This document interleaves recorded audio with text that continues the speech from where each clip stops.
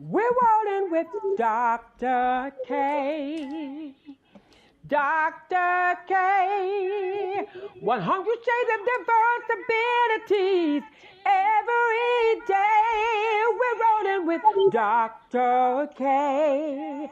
Oh, Dr. K. 100 shades of diversibilities every day. Ah,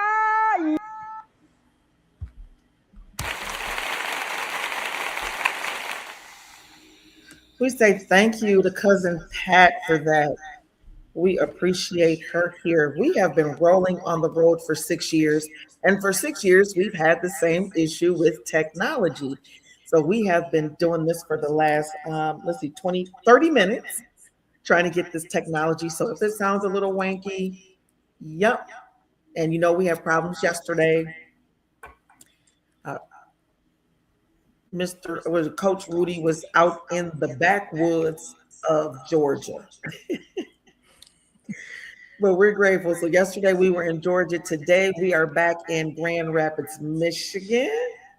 Hello, Michiganders. We appreciate all of you who tuned in on yesterday. We were all the way from the East Coast on Maryland, all the way as far over west to Kansas and everywhere else in between. So we thank you for tuning in. We have another guest that's coming. But I want to say welcome. She is no stranger here to Rolling on the Road. We have Dr. Alisa Carter. Yes, everybody, let's put your hands together. And she is the president of the Grand Rapids Business and Professional Women's Club. She has partnered with NAACP Grand Rapids. We're waiting on Clee Jackson, who is the president. Yeah, y'all, you see, I'm rolling big today. I got presidents, and we got all people of color, black men and women. Okay, amen. Amen. And he's going to come, but they are partnering to put on the summit. You see that it is rolling across the the screen. Can you tell a little bit about the impetus of how this came about, this summit, and you working with the NAACP here? Absolutely. So, our club is actually part of a national organization and we have mandates. So we have like this long list of programs that all of the clubs across the country choose from to host in our communities. And the events that we do are free of charge. And Safe Encounters was on the list. And based on everything that's going on in the community, I reached out to President Clee Jackson of the NAACP and said, you know what, I would really love to partner with you and bring a Safe Encounters Community Summit to Grand Rapids. And we had a talk. He said, absolutely, we need it. And what better time to host it than to kick off the Martin Luther King Jr. celebrations in the community? I agree. We want to say good afternoon to Dr. Vatanji, who is tuning in from Detroit, Michigan. Take notes, Ladybug. You guys might want to do something similar. Do you have chapters in other cities in the state of Michigan? Yeah, so actually, so we have clubs versus the chapters because we're not a sorority, but we are a sisterhood.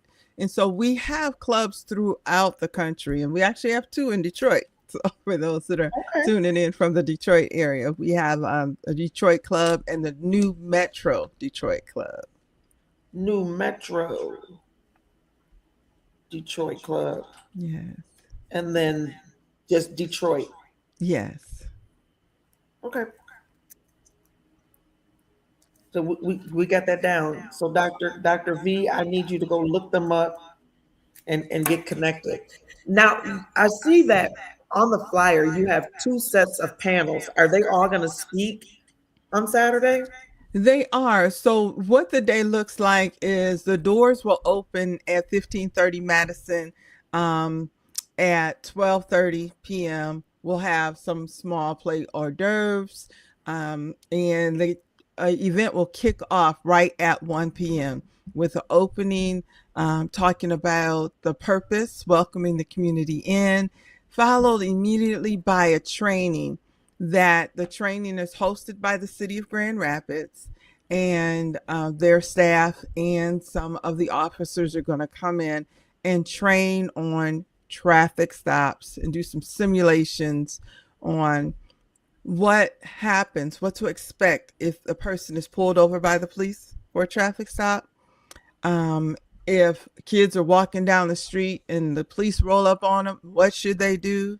And I always say, number one, don't run. Whatever you do, don't run, right? And then Yeah, we had this conversation last year when it was time for voting, or the year before. absolutely. We did. And then they're going to talk about the knock at the door, right? What do you do if the police knock at your door? What are your rights? And followed by the last piece of that training is going to be, what do you do if you end up at the police station, right? How do you handle that? What should you expect to happen? And once that training is complete, then we're getting into that first panel discussion, talking about navigating the legal justice system. And we've got some heavy hitters on that panel too. You absolutely do. I know the officers that came to my home to do the death notification, they asked me, could they come in? And I said, no. And in fact, and I said, I'm going to shut the door because I need to change clothes, because I was still in my little PJs when they knocked on the door. Wow. Yeah. And they were kind and patient, but then I live in Byron Center also. And so if you don't know, wherever you live across these United of States, you need a bougie neighborhood, and I'm the only splash of color. Yeah. So I just want you to know that. Yeah. So there was some context when I said I shut the door and said no. I said no and shut the door. So I think this is definitely needed. We do have a couple of shout outs here. We want to say thank you to Jason. He just tuned in. He said good afternoon. And to Jessica, thank you. You're beautiful as well. Good to see you guys here online. Now, we did get a comment that said, are you going to do something for the autism community? Wow. That's a good question. I think at this point, I'm definitely going to take that back to my club sisters, because that is a hot topic, right? I would love to do that with our autism families. Yes. You know what? See, now you're getting down to the heart, because in Dr. Kimberly, we kind of talked about that, right? Just a little bit about and there we go. Can we connect? Absolutely. I would love to connect. Absolutely. So you know how I do. Yeah. I do warm handoffs. And then she said, I'm telling you, the comments are coming in. Can we host something in Detroit? So I do have the names of the clubs that are there, Dr. V, New Metro Detroit and the Detroit Club.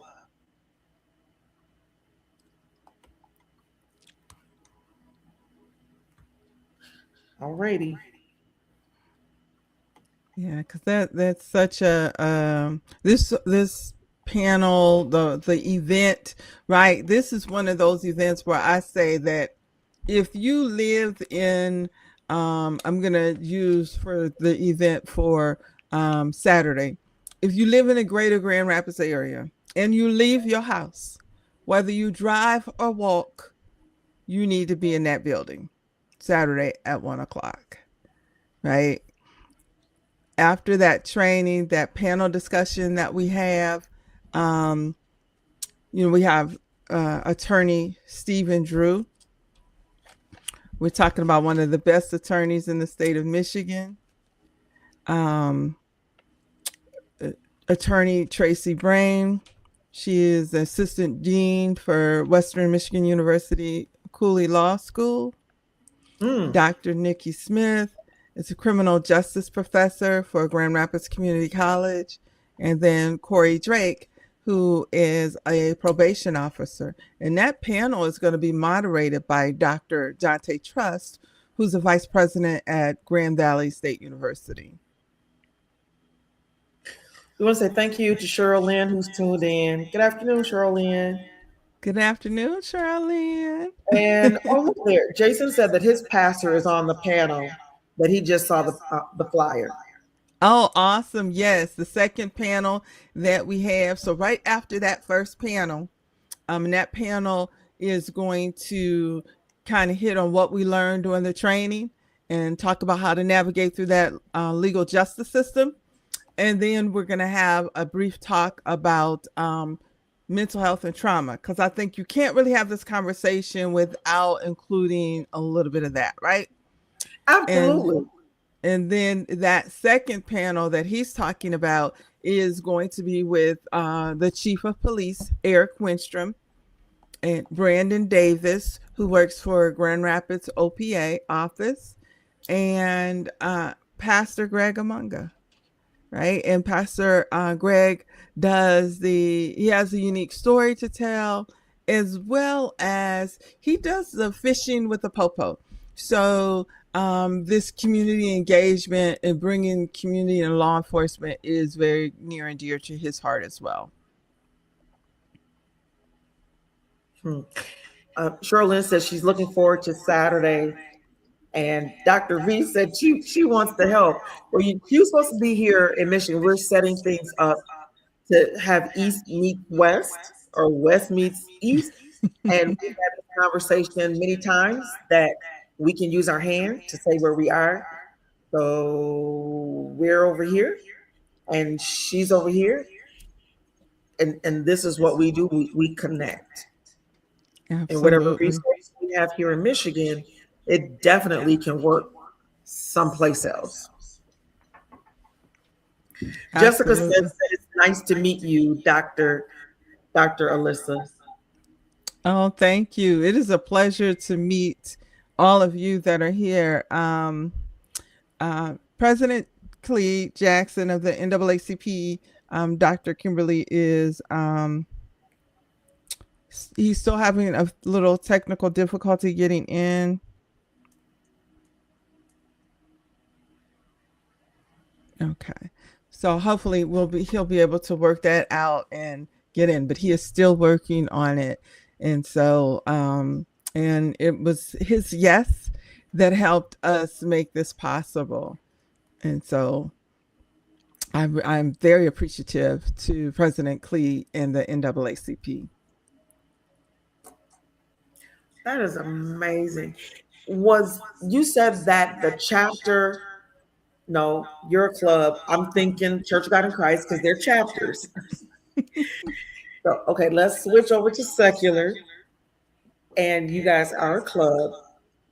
Now, do you think of things locally? I heard you say earlier that you have mandates.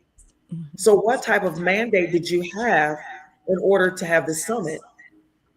Okay, so the NAMBPWC is founded off of principles that Sojourner Truth lived by, and she is our symbol. And Sojourner Truth, it was important to her to educate and empower her people, her community, and that is our mission statement. So we have this mandate, a list of programs that we all do across the country. We pick from this list, right? And the list is created by our national officers.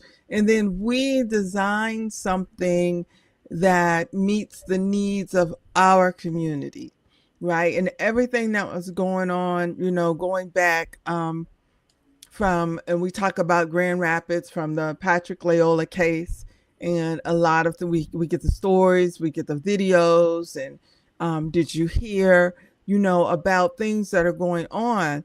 So our club members, as we talked about the needs of our community and how we could fill some of those voids with education, because, that scripture that says that people perish due to a lack of education, right? Due to a lack of knowledge. Mm-hmm. So we came together and decided, let's do safe encounters. Let's provide a program to help eliminate some of what we hear about and see, right? With the traffic stops, Mhm. you see the videos and the or you hear, a lot of times you hear when people talk about it, there is so much fear and panic. Because I can think about me, Dr. Kimberly, if I'm driving and a police officer turns behind me, I immediately look at my odometer like, okay, I'm not speeding. I know I haven't done anything, right? But the heart still races, right? Yes, yes. Like, you haven't done anything, but the heart still races. And so there is um, need for this training. I'm also in remembrance of when I learned how to drive. My dad taught me how to drive, and I grew up initially in Pennsylvania.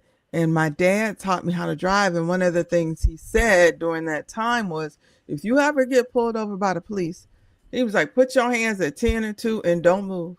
That part right there. Just Hmm. sit there until the officer asks you to do something. Don't move. Don't shuffle around. Don't move too quick. Don't immediately go to the glove compartment. Just sit there at 10 and 2. Right. And so I appreciate those lessons growing up. And I just feel like when you see all the videos, you feel like people aren't having those discussions anymore. Right. People aren't really talking about it. And too many people are going on based on what they see online to do, you know. And so, yeah, we're Alicia Brazil hoping that. said that my dad said the same thing. Absolutely. Absolutely. Oh, Yes, yes. See, yeah, that was good wisdom. A great lesson to be taught, let me tell you. And I just hope that after people go through these trainings, right, that people will feel more prepared. Somebody said, well, don't you think they'll be more confident? I said, I don't know if we can find confidence, but we can definitely help them be more prepared, right, for traffic stops.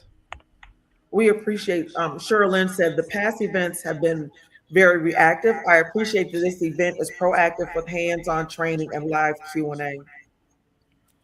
Yes, yes. And I'm glad she brought that up, because this is one of those times where we say, here's an opportunity for community members and leaders, right, to be proactive. When something happens, they sound the alarm and everyone needs to go out, attend the meetings, do the marches. But we're saying, listen, here's an opportunity, exactly what she has in that note, to be proactive. Let's come together and get this education together, get the training, watch the simulations, ask the questions, in hopes that we can avoid something happening where we all have to sound the alarm and come together, right? Yeah, it was very disheartening. I had Robert Womack on here when the trial was going on, and for him to tell everything that happened, that it didn't come out in the news, that was only, inside, that they knew, the audience was just flabbergasted to hear the whole story. And he never had the opportunity to tell the whole story, just those little sound bites that we were talking about earlier. But to have a whole hour to sit and say, this is what happened from start to finish, how he was stopped, what happened during it, Yeah. just the crying. And then he came back on when they said they were not going to retry the police officer. Mhm. So we, again, another good hour of being able to hear everything and not just little sound bites, because it was very, very quiet after the we're not going to retry him. Right, right. So to be able to have a platform, and I appreciate, Sojourner Truth, to say, you know what, we need to have our own avenue where we have a platform where we can have we can be empowered and our voices can be elevated. Absolutely. This club definitely came along for something like that, um, because that is truly our mission. So about 95% of anything that we do, there's no cost, right? These programs, we offer them free to the community to educate and empower. And then we do a fundraiser. So if there's anything we're doing with a cost, it's because we do some fundraising. We have a fundraiser, and then we have a Founders Day. So our fundraiser, we do something fun, right? So we'll have a murder mystery dinner Oh, party, masquerade dinner party, and you should come. It that sounds is fun. it is so much fun, and so everyone gets dressed. We go out for a nice dinner. We have the entertainment, and the money that we raise for that fundraiser, we use that money to acknowledge and award leaders in the community, as well as give scholarships. And so we give scholarships to high school seniors pursuing further education. And so yeah, and our founder stays in April. And so, but in that time, we are the highest honor that we give is the Sojourner Truth Award. And so, definitely, we live by that, mission, right? To educate and empower, and feel that this event does just that for those who are in our communities. Oh, there he is. Can you, I think I'm here now. All Yes. right. There is President Clee. Yes, we want to say thank you to Artie Franklin for tuning in. Thank you to Robert Johnson, who's tuning in all the way from Inkster, Michigan. Yes. President Clee, he's no, he is not a guest here. He's family. He's been here before. You guys know him. We've had some wonderful conversations together. Now, President Clee, how do you choose your programs and who to partner with within the community? Well, that's a good question, Dr. Barrington. I You know actually, what, sir? That's why I asked it. it really depends on, so we have some priority areas that, we focus on, and key issue areas that we focus on. So that's one way. If it Can you aligns. tell us some of those key issues that you focus on?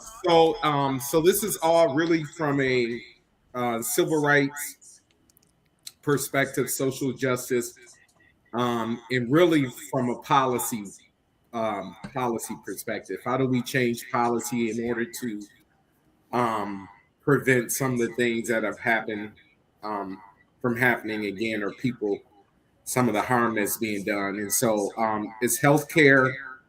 So it's actually, so let me back up. It's health equity, it's criminal justice, it is environmental and climate justice, it's economic stability, it's youth and young adult engagement, it is education,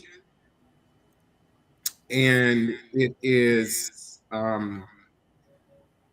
voting representation and voting rights. Mm-hmm. Uh, and I think that's, did I say legal redress? 7. So you got 7. Okay, Yeah, legal yeah.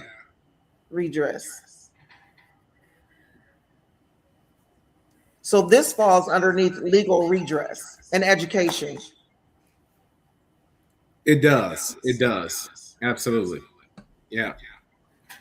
And so there are organizations, leaders of organizations, or staff that approach us and say, hey, we're looking at doing this program, and we want to know if the NACP is interested in partnering with us. And so that's how this became about with Dr. Carter. She approached me and said, "Hey, I think we are really looking at this, um, having this rolling out this initiative called Safe Encounters, and we would love for the NAACP to partner with us on this."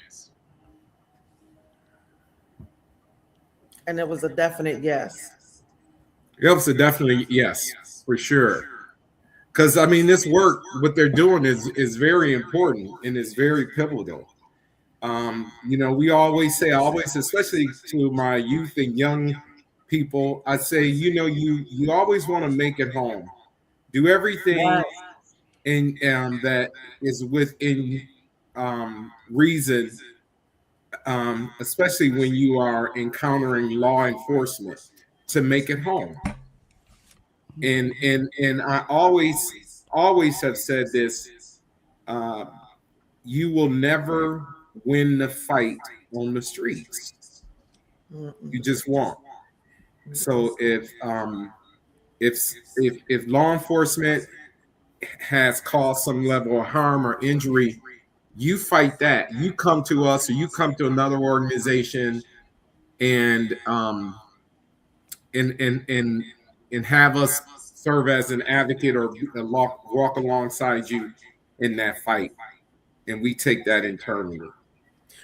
How many requests do you have a year like that where people are coming to you saying, "Hey, I had an issue with the police department"? We get a number. We get a number. I don't have an exact number, but we get a number. We get a number of request of we call them complaints. So Mm-hmm. we get a number of complaints based on issues with local law enforcement, and I'm talking about local law enforcement throughout Kent County. So I just want to be clear on that, and it's not Mm-hmm. just oftentimes when I think people hear me talking, or law enforcement, when they hear me talking, they just assume that, I'm specifically talking about Grand Rapids Police Department. Um, and if I am, I'll be real clear on that, whichever agency I'm talking about. But we take complaints with respect to law enforcement from all across King County, and also complaints involving the state police Mm. as well. Yeah. So that's how that works, and it's unfortunate, right? But I think again, that's why this event that's happening this Saturday, I think, is so critically important for community to come out to understand how to have a safe encounter with law enforcement. And so there are some that will actually be cynical about that when we say have a Mm-hmm. safe encounter um, with law enforcement, because there was some who would say, well, Sandra Bland thought she was having a safe encounter, and she ended up losing her life. Philando Castile thought he was having a safe encounter and ended up losing his life. But again, just want to be clear. We want to. It is. I think the point of this event on Saturday, the Safe Encounters event, and Dr. Carter can speak to this as well, is to arm our community with knowledge and facts. That's what it is, Absolutely. and doing everything that's in our control that we can do to make sure that again we have we try to have, to the best of our ability, that safe encounter. We want to say thank you to Tennille Harkness for tuning in. I believe she's over in the Detroit area. I'm telling you, my Detroit folks is showing up on today. I appreciate y'all. Now, you said you listed off two names and they thought that they were in a safe encounter. What didn't they do right that you're going to teach on Saturday? honestly, I don't think there was anything that they did wrong, right? And that's why I said some folks will, kind of be cynical to say, well, actually, they did have a safe. They thought they were having a safe encounter, right? And so let's just be real clear and put it where the goats can get it, as my brother Joe Madison used to say. We know that there are rogue officers out here, Absolutely. regardless of how safe and how compliant you think you're being. That's just fundamentally fact. There are rogue officers. That's it. But again, it is teaching individuals how to interact, right? How to interact, even with the roguest of rogue officers, and then pray that somehow, if we as a civilian or a civilian sees it and they're doing everything they've been taught, they've been trained to do, if they see that it's going way left, the officer is pushing it way left, then I guess at that point you just have to pray that the skies open and the thunderbolt comes down and take him Woo! Yeah, one of the things. Help us, Lord Jesus. Now, Dr. Alisa, I'm looking at your panel. You have all people of color, and you only have one person, which is the chief of police. Now, if he's coming, he's in agreement. Now, how does he take back what all of you say and try to implement that? Do you have, a matrix for him? I wouldn't say that I have a matrix for him, but I will say this. We have attorney Carlton Myers, who is the NAACP's attorney, and he will be moderating that panel discussion, right? So at the end of that discussion, he's going to do some takeaways, right? And a call to action. So based on that discussion, so I think that I think there's going to be two-way education that takes place, right? So the community is going to come in here and we're going to learn what things are supposed to look like at a traffic stop or a door knock or police rolling up on the kids on the street, or if a person ends up downtown, right? Like what should they do? What things should they not do, right? Like for a young person, a child being taken to the police station, right? Number one, don't talk, right? I want my mom, I want my dad, but my guardian, grandparent, whoever, right? Until they get there. And then that parent needs to not talk if there's a situation they can't handle and they need to get representation, right? Legal representation. So the goal is to learn what happens and then learn how to navigate through that, right? And the do's and don'ts. So you bring experts to the table to do that. And then, you know what? If law enforcement is in the room, they're seeing what we're learning, right? Because we're going to learn to try to have the safest encounter possible, right? Now, well, hold on right there. Put a pin. Is the chief of police asking some of the staff that is not working to be present? Yes, I'm pretty sure he's not coming alone. I'm pretty sure he is not coming alone. Right. As we say in the church world, we don't want his armor bearers. We want some of the pew people. Right. And that is what you just said there, explains the training, right? Because in the beginning, the training is going to be done with some of the officers, right? And I've had lots of people say, well, why are you bringing the officers in? Because those are the people that are pulling our people over. Right. So I want to know what they actually do, why they do what they do, and what they're thinking about when they do it. And then when the community asks the questions, right, they are there and present and hear it. Right. And so I think that this is one of those times where you got to bring everybody to the table, right? There are certainly times when only certain people should be at the table, but there are other times when everybody needs to be at the table. And this is one of those everybody times. Boots on the ground. Or with me, wheels on the ground. All right. That's right. Wheels on the ground.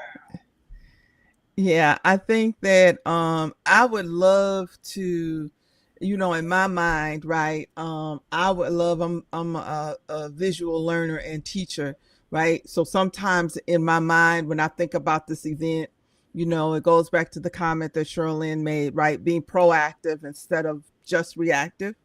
So I think about, wow, this would be great if we could have this Black Panther moment, right? Where everybody comes together and we come to learn, right? The goal is to educate and empower, right? And how do we empower our people? We help them become prepared, right? Because a lot of times stuff happens because out of fear, right? Yeah. Out of the unknown or the panic, the nerves.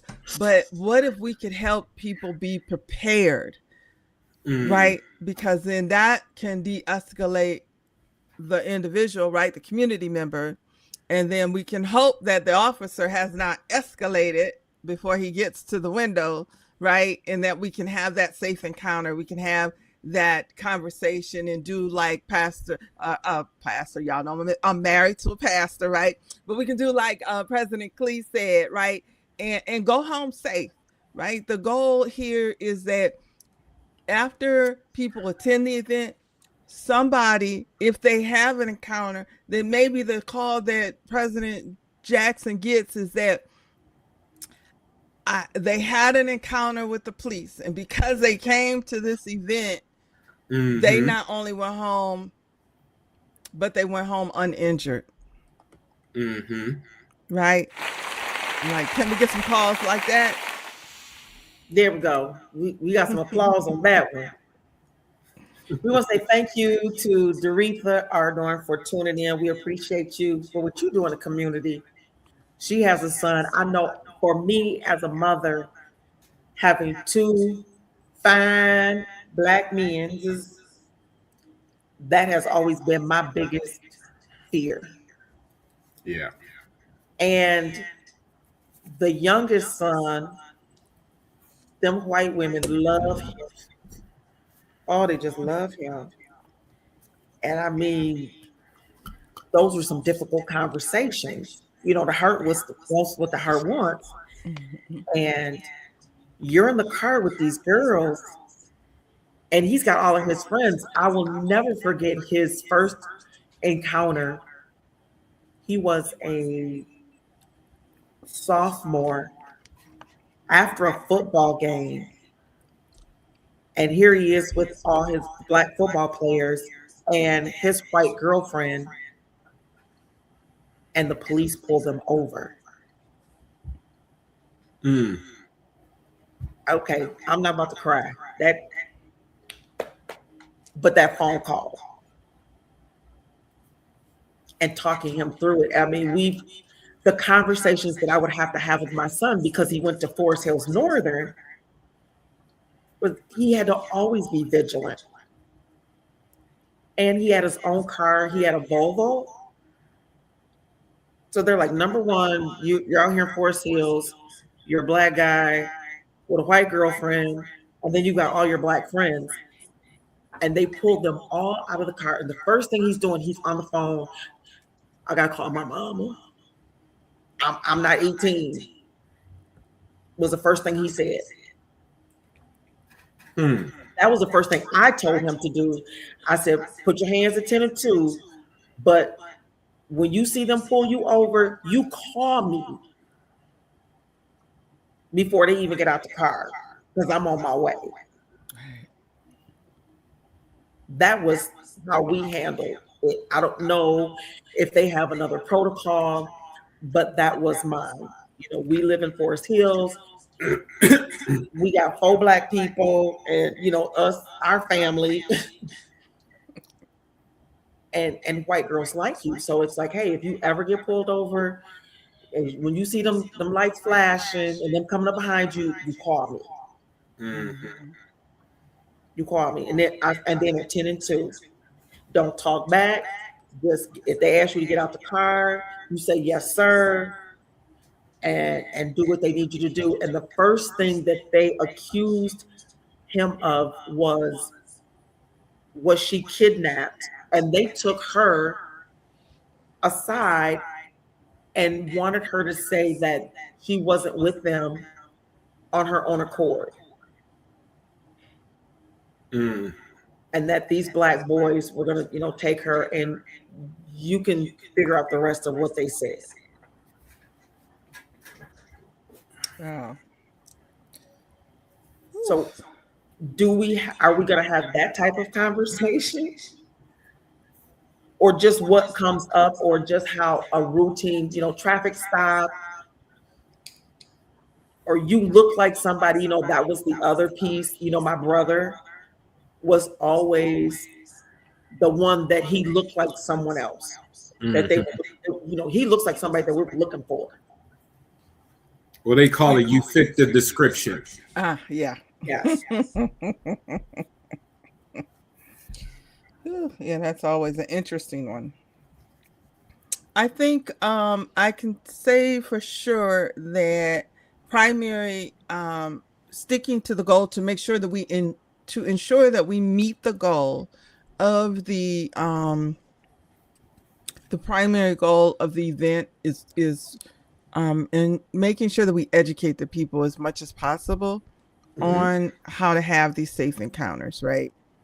That's going to be first and foremost of what the event kicks off and starts with. But with the panel discussions, there will be opportunity for Q&A, right? So there's going to be some things I can imagine that there'll be some conversations that people may not be able to get resolved in that point, right? Because some people are going to come with cases. They may be active cases. They may be old cases.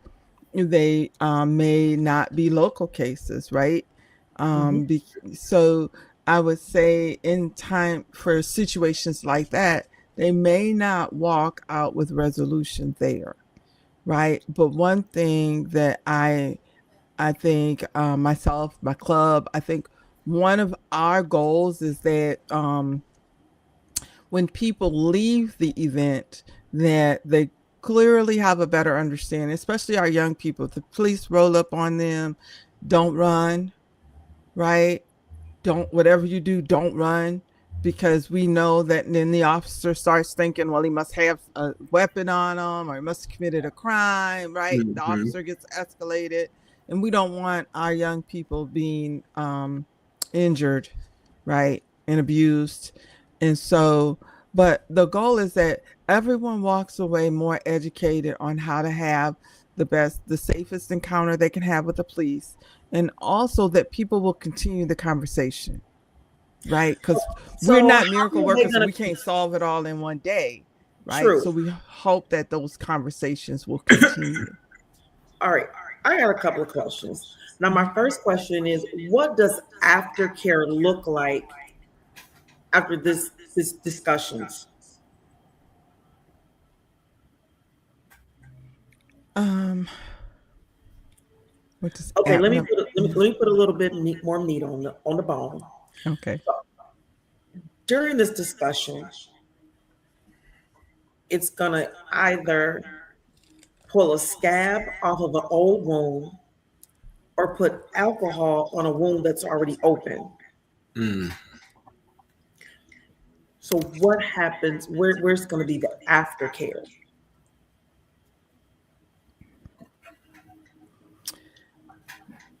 President Clee, do you want to take that question? I think that's a loaded. I think that's. I mean, it's an important question. I think one of the things that we will provide this Saturday is an avenue for whether it's a current active case or an old case that folks may feel that there's been no closure. So what we always do is offer our services as a resource. And then also, so that will be offered. We also have um, a relationship with the Michigan Department of Civil Rights. That is the avenue that folks can, and it's based on they have jurisdiction to actually take complaints that are 180 days or less in terms of the time of the incident, the date of the incident. So, so we always offer that. We always ask people to come and talk to us. And then sometimes what we found in during our complaints and working with clients is that a lot of times people, or I should say oftentimes, uh, people just need to be heard, right? They just want to be heard. They want to be seen. They want to just tell their story, and then move on, and that provides some level of closure to them as well. It is critically important that the reason why we offer that and we open that, have that as an option for people to come back. Of course, I want to be real clear. We're not taking complaints on site that day. So we'll give individuals who may want to file a complaint, who want to talk about an active case, we'll give them information, and we'll follow up with them in terms of scheduling an appointment with our office, right? So we will do that. The other piece of it is we have a relationship with many law enforcement agencies. So even if there are some things, there have been things where we've actually have had to involve the FBI and ask them to come in and look at some things. And so, but it is really, really important to have people to notify us and to file a complaint and on the record complaint with us, and especially when it comes to law enforcement, right? Mhm. Because what that does, even if it's a old, is if we say we don't even have jurisdiction as an NACP, right? It may, we get things that happened 3-4 years ago, and we say, that's going to be very, very difficult, right? And so, but it's still important for them to come in and to file a complaint, because then we have that on record. And so at some point, just like when not Mike Brown, but when um, the young man here was murdered. La Jolla. Yeah, Patrick. Yeah, when Patrick Leoya was murdered. And we asked at the time the U.S. Department of Justice to come in and do a pattern and practice investigation on the Grand Rapids Police Department.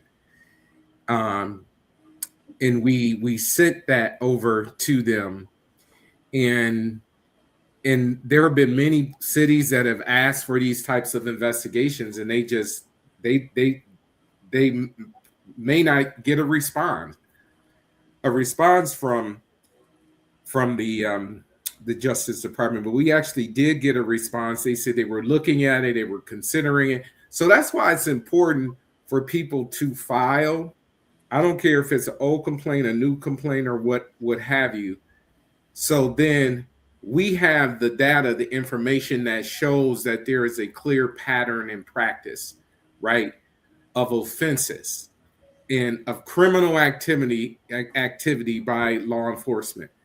And so when at some point we ask for a pattern and practice investigation, just like we asked for when under the Biden administration, when Vanita Gupta was a leader at the U.S. Department of Justice, we provided a whole timeline going back to the 80s, basically, of pattern and practice, clearly incidents, harassment, brutality. In a number, and these are all case based, and so that's why it's important. Now, I will say this: based on this current administration, they're not doing any pattern and practice investigation, and they're not going to. And they made it very clear. And actually, they have dismissed many of the pattern and practice cases that were in play. And so, but again, in the next administration or whomever the next administration, it's always good. So aftercare is just that. We're here as a resource. We can refer people out. In many, we have referred people out to mental health professionals, and a number of other partner organizations that could help, potentially heal some of that trauma. So the guests, based on the guests that are there, and this question is going to be for you, Dr. Carter. Did you choose the organizations because, or the people, I should say, that the organizations they represent, did you choose them because if people needed aftercare, would they be the contact person to facilitate that?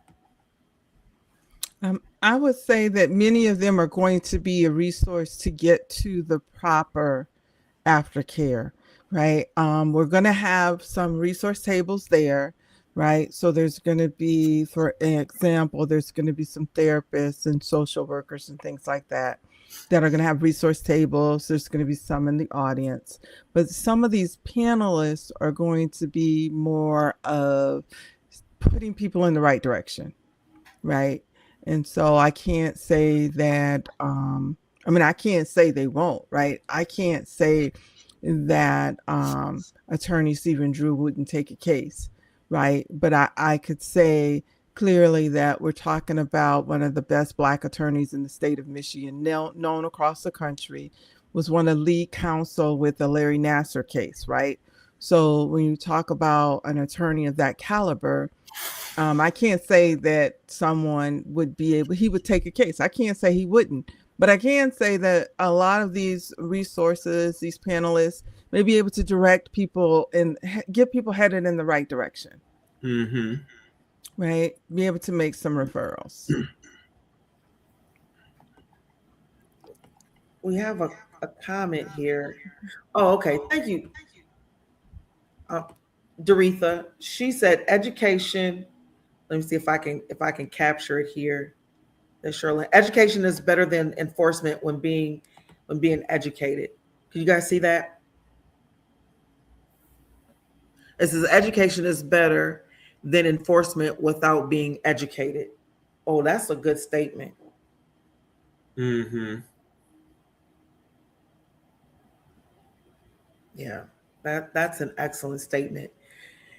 And I asked the question about aftercare because so many times, discussions like this, again, like I said, can either pull off a scab or be alcohol to an open wound. And if the people have no place to go, do you, as the club, already have people in, not just the workers, and I know you may have some therapists, but outside of that, is there a protection plan, if you will?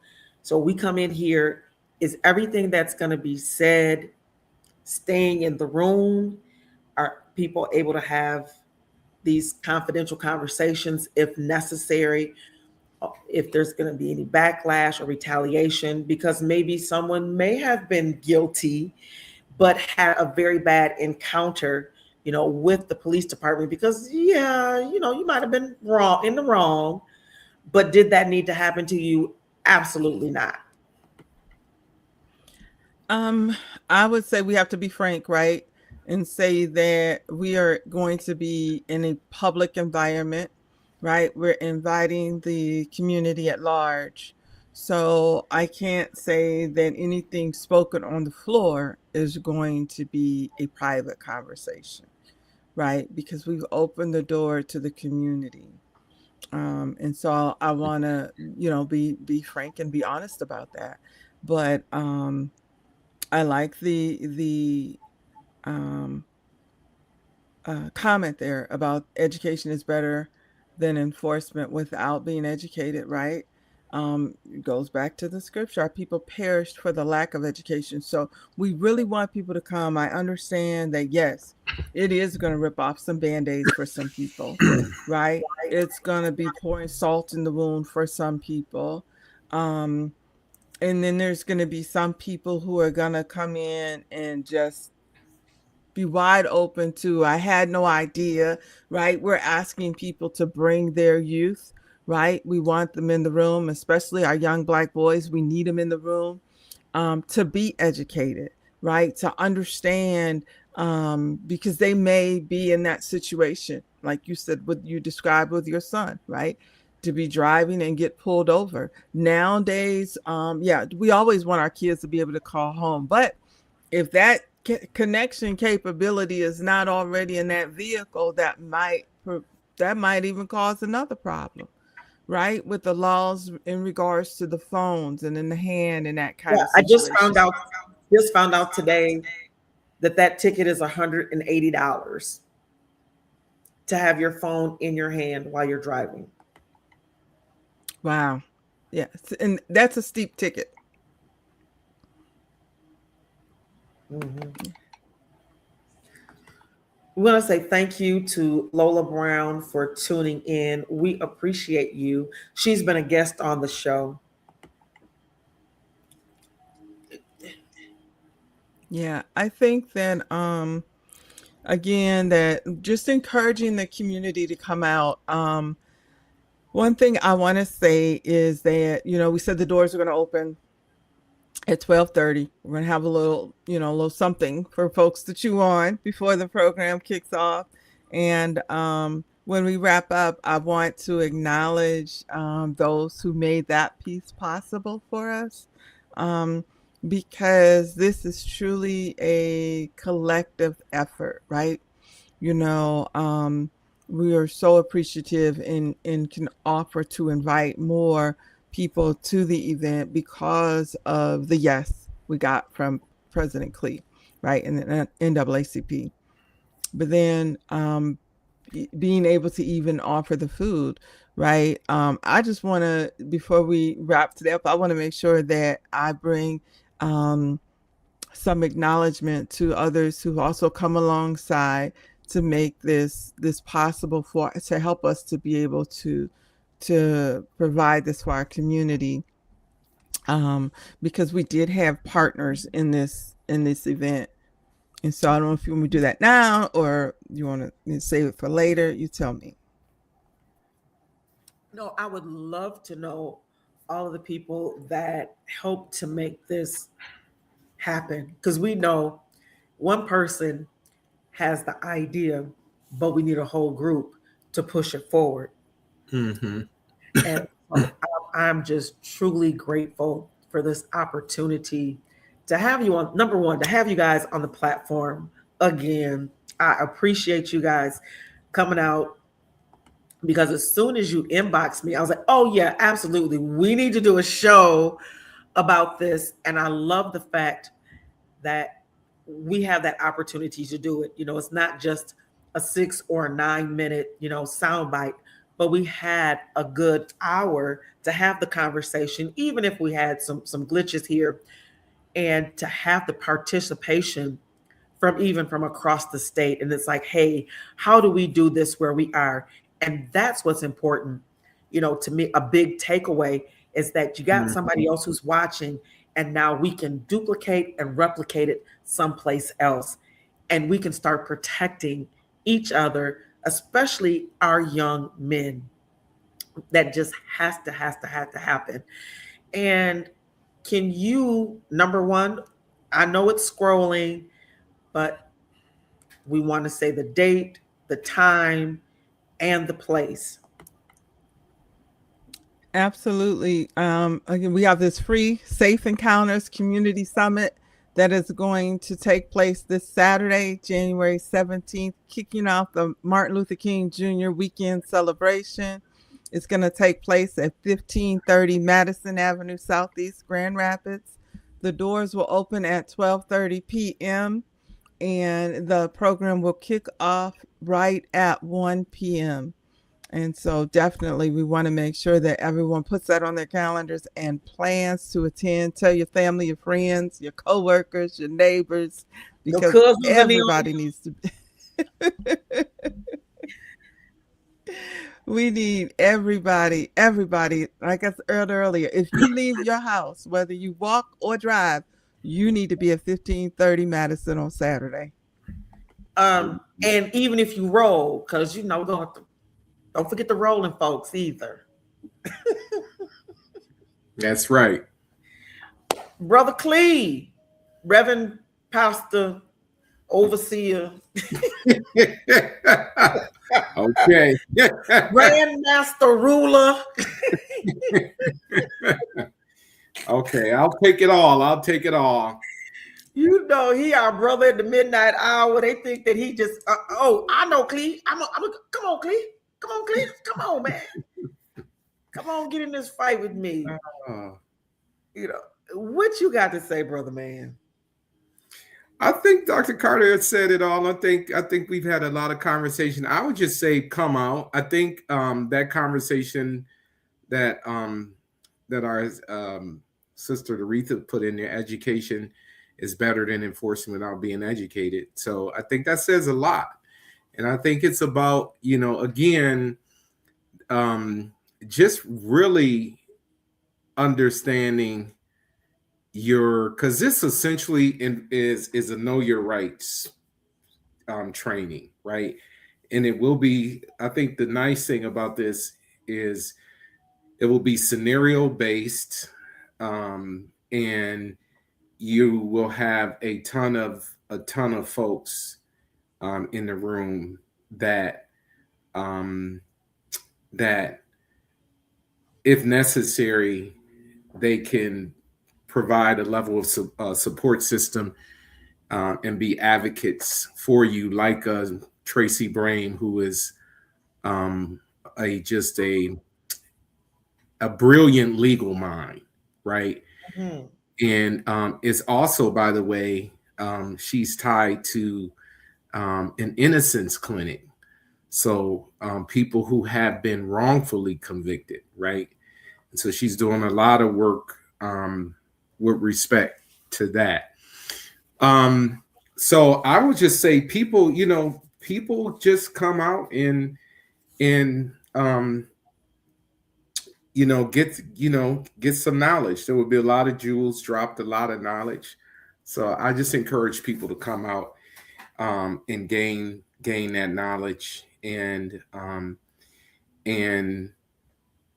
it's better to know than not to know. Okay, so there's a whole other issue with, just like I mentioned earlier, and a lot of folks in my circle, and a lot of our young people will say, well, when we do comply, they're still jacking us up, right? So but that's not the point. The point is understanding what your rights are, what to do to the best of your ability to have a safe encounter. And again, like I said earlier, because I believe a mentor of mine told me long time ago, repetition is the mother of all skill, right? Mm-hmm. So this is not I just want to be clear, you know, we can do these trainings and we can educate people and know their rights, safe encounters. But this still does not mean that it is going to prevent a rogue officer from being rogue.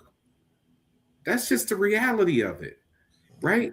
And so the other part of it is this: you know your rights, you know how to engage, you know how to engage. And so, and as I said earlier, also, you will never win the fight on the streets. So if you know your rights, you do everything that is in your control, you're complying, you're obeying the law and all of these things. And if it goes left by a rogue officer, then that's when you come to one of our organizations and others to help fight that alongside you and with you. So that's the importance of just having this level of knowledge and people knowing, and that's it. And God knows I'm probably one of the most frustrated people out here when it comes to law enforcement, honestly. Mm-hmm. And you know, that's why I don't necessarily believe in training. When people say that they need more training, they meaning the law enforcement, they need more training. They need more training. No, they don't need no more training. Okay, we need to stop saying that. What they do, they're doing exactly what they're trained to do. That's it. They're doing exactly what they're trained to do. And so, and then we have to do exactly what we know how to do in terms of understanding our rights. And then here's the deal: we have to litigate and legislate that. That's what we have to do. We have to litigate and legislate. That's it.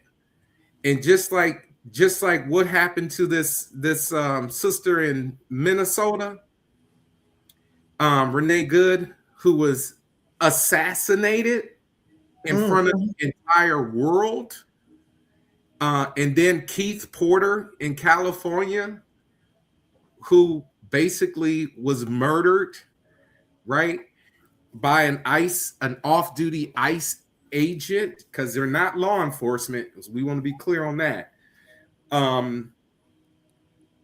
Those are the types of things where legislation would make people think twice. These rogue cops think twice and three times about their actions, because the first thing that's on the floor with this ICE agent in Minnesota is that he has qualified immunity. So he has qualified immunity, right? And see, and those are the things too that, again, legislate and litigate. And so and that's why we have been pushing so hard as an organization, NAACP, and many other organizations, to pass the George Floyd Justice and Policing Act. That's George Floyd Justice and Policing Act. Justice and Policing in Policing Act. And that's been sitting in Congress, and there's no movement. So of course, it's not going to happen with this administration. I mean, but it was sitting in Congress when the Biden administration was there also. And so it was sitting in Congress then. It sure was. So anyway, we have to continue to push those things in the passage of that type of legislation. And of course, it's not going to happen with this current administration. But we got to remember, we are midterms, so a lot could change. A lot could change. Yeah. So is my eyes crossed? Can y'all see my eyes crossed? Right. Got my fingers, my toes, and my eyes. Okay, right? Yeah. Ooh. Yeah. So that's it. And I'm glad that we're starting the year off with this, because typically we in AACP have been doing Know Your Rights trainings for many years, and we typically would do them in the summer right before school gets out, because we know the block is going to be hot. Oh yeah. With the law enforcement, right? And so before school would get out, we would bring in a number of attorneys and different things, and really targeting young people, because we know they're going to be out driving, riding their bikes, walking down the street while black and brown. And so I'm glad Dr. Carter said, hey, let's do this now. And then also let's actually involve, because I took a little pause, to be quite transparent, and involved in law enforcement, because I'm like, in my thought behind that, I was hesitant, because I'm like, okay, so we're going to bring in the perpetrator, Mm-hmm. And I think that's kind right there. That's politically correct. The perpetrator. Yeah. I'll just use that. We call him the perpetrator. Mm-hmm. The perpetrators to train the victims, right? But I get the concept of, they need to be here, because what it does too is it also brings in that level of accountability, right? And you're talking about but come on now, Cleve. I'm talking about what I mean by that. So you're teaching. I guess there are folks who will do that. You can get out here and processize, and then go and do something totally different, right, the next minute. But I think it's a good thing to have them come in and actually feel the pain, feel it, touch it, hear it, because the room will be imbued. It will be just dripping. Right. Dripping. Mm-hmm. It's like walking in the graveyard. You can feel the death, you smell the death. So you're coming into now. How do you think that's going to affect them? I mean, do you think is it going to open up their heart? Or for those that are more on the rogue side, like, how dare they question my authority? I'm doing what I've been taught. Now you want to come over here and have us do something different. Mm-hmm. Are we going to be, what's the song say? They smile on your face. Are you talking about backstabbers? that part. That part. Yeah. That part. Now I want to ask this question. Okay, before I open up the mic, I want to ask this question of you, Dr. Alisa. Have you thought about it on the flip side, the repercussions of the police? Like, oh, they think that they have all the knowledge now and all our information. And do you think that this will up their game when they deal with us? No, I don't. I think that one thing it's going to do, I think it's going to do a number of things. One of them is they're going to see our community come together proactively, right? As long as our folks are in that room, they're going to see us come together proactively. Number two, they're going to see that we didn't come alone, right? We came with legal advisors, right? We didn't just get any legal advisors. We came with the best of the best, right? And Absolutely. So basically we loaded the gun, like, okay, we loaded our thing, right? And so our panel, we loaded it. And so we're coming proactively, we're coming collectively, we're not coming alone. And so that once this training, right, like the training, and I tell you, I got to push back on why you bringing them to the table, why they got to be there. And I'm like, because they the ones pulling us over, they the ones pulling our people over. So let's let them show us what they've been trained to do. Because sometimes people big and bad, they don't care, right? And they show you what they trained to do because that's what they trained to do, right? But I feel like if I know your MO, right? I know how you coming, then I can adjust Mm-hmm. how I Yeah. handle the way you coming. But it's a whole nother ball if I come in green and I don't know what you gonna do or what you normally do. But I can come in, and that's why I said I use the word prepared, right? We want to prepare the community Mm-hmm. for what it may look like, right? And then ensure that they know the options. And like you said, don't try to fight this battle on the street because you'll never win. If you run against a bad one, we know it's good, we know it's bad. If you run against a bad one, make sure that you dotted all your I's and you've crossed all your T's so you can live to fight the fight, Mm-hmm. right? And so it's one thing to live the fight, but it's another thing to live to fight the good fight. And that good fight is when you've crossed every T and you've dotted every I. And if you still got to fight, then somebody might not have a leg to stand on, and Yeah. it won't be you.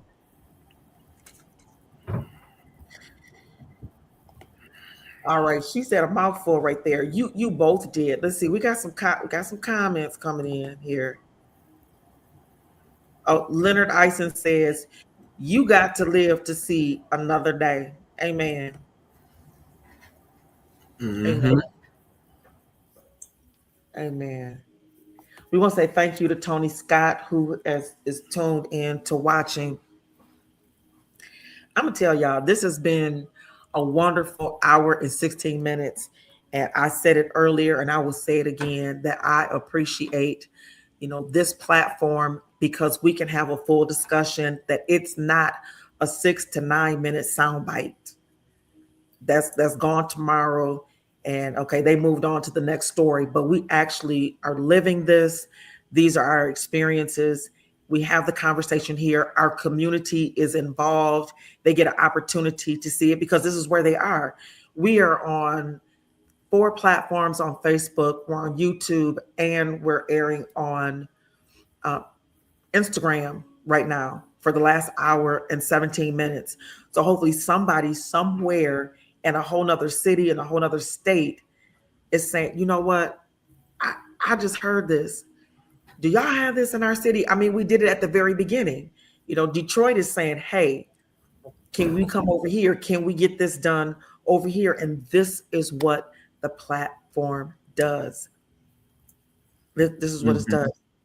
It elevates and empowers our voices, because somebody somewhere is listening saying, we wanted to be able to do this, but we didn't know how. So now you guys have it, and y'all know how I do warm handoffs.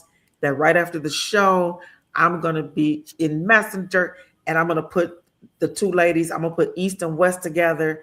Y'all work this out, get it done, and I'll show up and do whatever y'all need to do, and we advertise it here. We'll have the conversation. And I expect, the next couple of weeks, after everybody, things kind of settle down, the three of us come back and say, okay, give me some takeaways. What were the takeaways from this? Was it worth it? Did the people show up? Did the people talk? How many people went to the resources? So, we need to come back, you know, ever so often and say, look, what was the results of what we did today? Because we know that it only takes a little drop of water that will wear down a mountain. And you'll say, Mm-hmm. wait a minute, this was this big, huge mountain. What happened? It just, them little bits of water just kept on dripping, and it just wore it down. I'm telling you, Mm-hmm. water is powerful, powerful, powerful. Yes. Um, Hey, Annie Edwards, thank you so much for tuning in. We appreciate you. And the other piece is that this will re-air on GRTV 25, which is our local community media center on cable channel 25.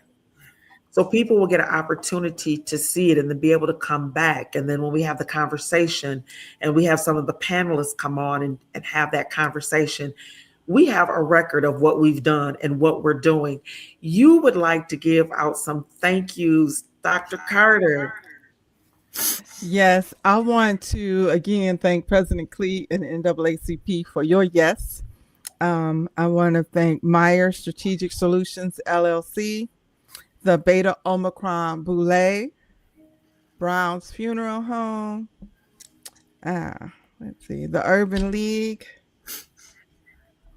and the Sisters of Development and Development, as well as Legacy and Love. And of course, all of our club sisters who have come together to work to bring this program to you.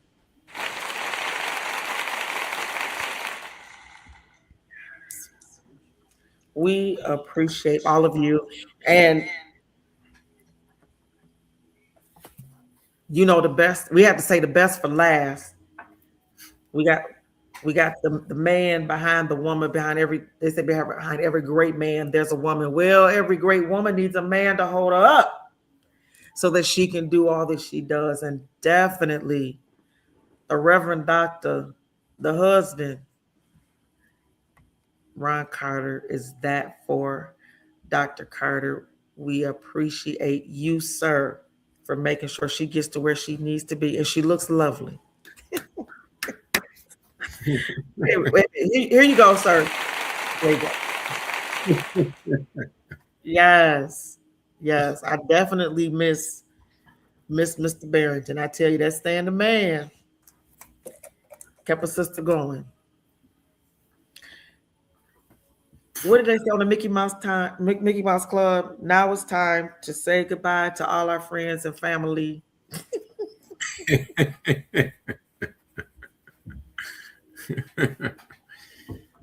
Yes, it is. It is. This has been a wonderful 1 hour and 21 minutes, 22 minutes. We appreciate the viewing audience. We love you. We could not be doing this without you. You guys have kept me around here for 6 years. This is the 4th show of the 6th year. Yes. And we keep bringing the information. I want to tell all of you, thank you also for watching and pushing the show with Richard Smallwood. As of earlier today, it was at 10,366 views. Wow. So thank you, thank you, thank you. I appreciate you. The show originally had over like 9,316 views. And so since his death, there has been over 1,026, I believe, more new views. So that's awesome. That is awesome. I actually attended when I was in DC. I attended Metropolitan Baptist Church, which is with the Dr. Beecher Hicks, one of the most powerful orators around. And Richard was the musical director there. And so I would see him on Sundays. He was directing that choir. Yes. I say thank you, Dr. Carter. Thank you, Reverend Dr. Brother. Imam. Yes. Look. Clee Jackson. And join me on next week. I'm so excited. We will be in New York. We'll start out in New York on Tuesday. And then on Wednesday, we're going to head over to Egmont, New Jersey. Yeah. So a sister is truly going to be rolling right here from her seat in O'Byron Center, Michigan. But we will see you on next week. You guys be safe. Take care of yourself. And please come out if you're in the area, or even if you're a couple of hours away. It's going to be worth it to come over just to take a look, see, learn something, and take it back to your community. All right, you guys be blessed. We appreciate you. Yeah.